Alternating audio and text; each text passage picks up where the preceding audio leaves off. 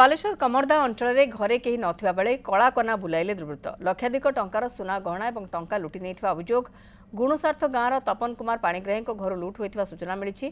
तपन परिवार 10 दिन है भुवनेश्वर जाते आज भुवनेश्वर गाँव को फेरी घरे पहुंचा पर लुट संपर्क में जानापी पाइले घर ताला काटी सटर ताड़ी लुट कर दुर्वृत्त एने अभियोग पर कमरदा पुलिस घटनास्थल में पहुंची छानबीन कर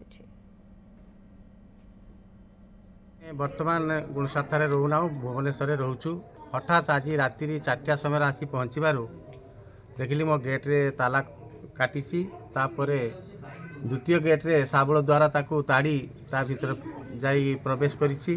मोर 4 भरी सुना माने 2टा अंगूठी 2टा बाउटी आउ 750 ग्राम रो रूपा आउ नगद केस 5000 माने 10 टंकिया नुआ बांडल 5टा थिला सेगुड़ा सब नहीं जाइछि।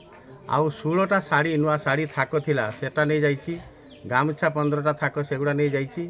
आउ अन्यान्य जिनिस हाँ कंसा आउ बासन मोर थिला सेटा भी 15 किलो पाखापाखि सेटा नहीं जाइछि।